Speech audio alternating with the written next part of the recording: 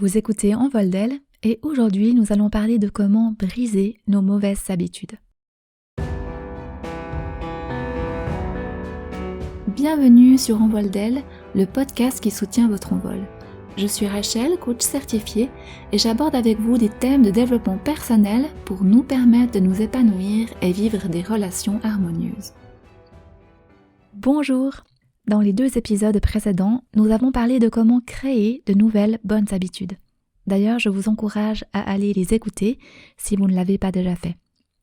Et ce processus n'est complet que si nous nous attaquons aussi à casser nos mauvaises habitudes. Nous avions vu que nos habitudes sont une arme à double tranchant. Elles peuvent nous servir ou nous desservir. Autant il est important de créer des habitudes qui nous servent, autant il est nécessaire de se débarrasser de celles qui nous desservent. Pour cela, nous allons reprendre le cadre de travail donné par James Clear dans Un rien peut tout changer et inverser les 4 règles.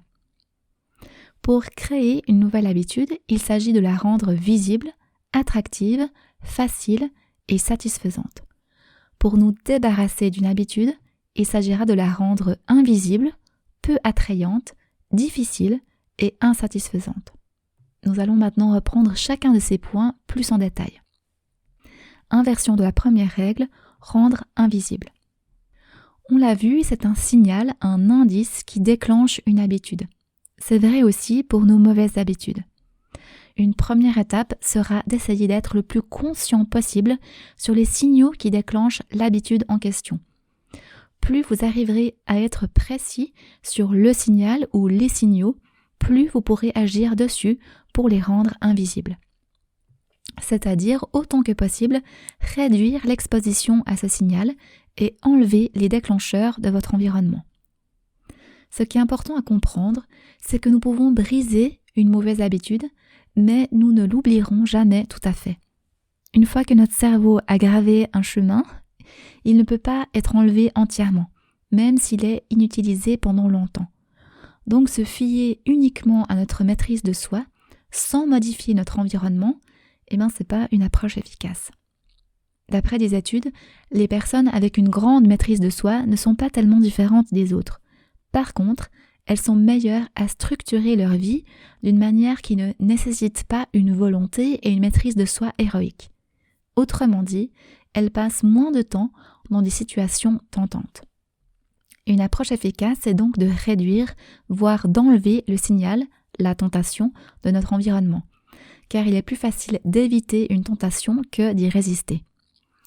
Par exemple, si j'ai la mauvaise habitude de consulter sans arrêt mon téléphone alors que je suis en train de travailler, car je vois l'écran qui s'allume, chaque message reçu, je peux décider de placer mon téléphone hors de vue pendant les moments où je désire une concentration pleine et entière à ce que je fais. Ou si je me sens régulièrement minable et nulle, je peux décider d'arrêter de consulter les comptes sur les réseaux sociaux qui déclenchent en moi de la jalousie, de l'envie et de la comparaison. Inversion de la deuxième règle, rendre peu attrayant. Cette deuxième règle est en lien avec la deuxième étape d'une habitude, l'envie. Ici, ce qui peut nous aider, c'est de nous rappeler, avec le processus de la communication non violente, qu'il y a une différence entre nos envies et nos besoins. Nos envies sont en fait des stratégies, des moyens pour remplir nos besoins plus profonds. Si nous mettons le doigt avec conscience sur quels sont nos besoins dessous nos envies, alors nous pouvons voir que notre manière d'y répondre n'est sûrement pas la meilleure.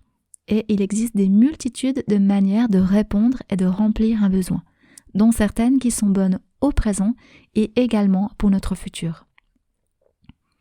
Nos habitudes se créent par association, par la façon dont nous interprétons et voyons la situation. Nos habitudes sont attractives quand elles nous font miroiter la possibilité de vivre des émotions agréables, et elles sont repoussantes quand elles sont associées à des émotions désagréables.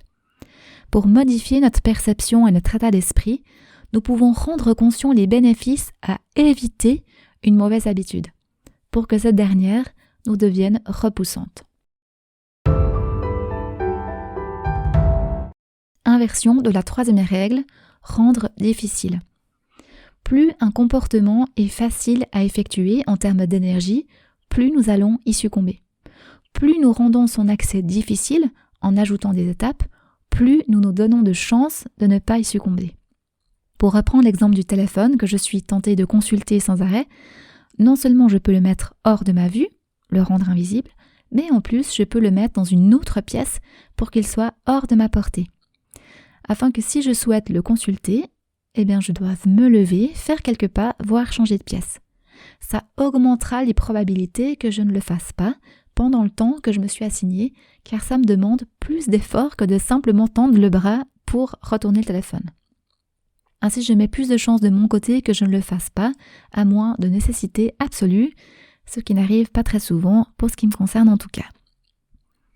Une autre façon de faire, c'est de prendre une décision au présent qui contrôle notre action dans le futur. Par exemple, j'ai réalisé que je pouvais passer beaucoup de temps à scroller sur les réseaux sociaux et que ça n'était pas du bon temps pour moi. J'ai alors décidé de retirer Facebook de mon téléphone et de n'y aller que depuis mon ordinateur, ce qui réduit passablement mon utilisation de ce réseau. Et pour Instagram, j'ai décidé de combien de temps je voulais y passer au maximum par jour et je me suis fixé cette limite par l'application du contrôle du temps sur mon téléphone. J'ai ainsi une alerte qui apparaît lorsque j'approche du temps que je me suis fixé, puis un écran qui m'avertit que mon temps défini pour la journée est déjà utilisé. Dans ces deux exemples, j'ai décidé à l'avance de me fixer des obstacles et des limites qui me facilitent de passer un temps court sur les réseaux sociaux. Inversion de la 4e règle, rendre insatisfaisant. Quand nous obtenons une récompense gratifiante, le cerveau aura envie de réitérer l'action. Par contre, lorsque nous sommes punis immédiatement, lorsque nous vivons une conséquence fâcheuse immédiate, notre cerveau n'aura pas envie de réitérer l'action. Le problème avec les mauvaises habitudes, c'est que si elles se sont installées, c'est qu'elles nous apportent une satisfaction immédiate d'une manière ou d'une autre. Le coût n'est pas dans le présent, mais dans un futur différé. Et bien souvent, ce coût différé n'est pas suffisant pour nous dissuader de faire cette habitude. Donc, nous devons créer des manières de rendre l'habitude insatisfaisante immédiatement. Une façon proposée par James Clear, c'est d'avoir un partenaire, un ami, avec qui nous partageons nos défis et à qui nous donnons la permission de nous interroger à ce sujet et à qui rendre des comptes. Le fait que nous devions admettre notre manquement à quelqu'un sera douloureux et ça aidera clairement notre cerveau à éviter cette douleur à l'avenir. Si ce n'est pas assez dissuasif, nous pouvons aussi décider d'une punition à nous acquitter. Par exemple, certains ont décidé de payer une amende lorsqu'ils enfreignaient leur engagement. À chacun de trouver la façon de faire qui lui convient. Ce qui est sûr, c'est que d'avoir un vis-à-vis à qui rendre compte est une puissante motivation pour poursuivre ce à quoi nous nous sommes engagés. En conclusion, on a vu que pour briser une mauvaise habitude, nous pouvons inverser les 4 règles de formation d'une habitude. Nous pouvons la rendre invisible en réduisant ou en éliminant le déclencheur, la rendre peu attrayante en prenant conscience de nos besoins sous nos envies et d'autres façons de les remplir, ainsi que des bénéfices de ne pas faire notre mauvaise habitude. Nous pouvons la rendre difficile en augmentant les étapes pour y accéder ou en prenant une décision par avance qui contrôlera notre futur comportement.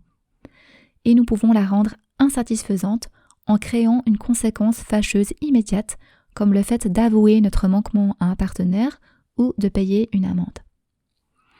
Voilà, j'espère que cet épisode pourra vous être utile pour casser des mauvaises habitudes dans votre vie. Et si vous avez besoin d'un coup de pouce supplémentaire, sachez que je suis disponible pour vous accompagner, n'hésitez pas à me contacter. À tout bientôt!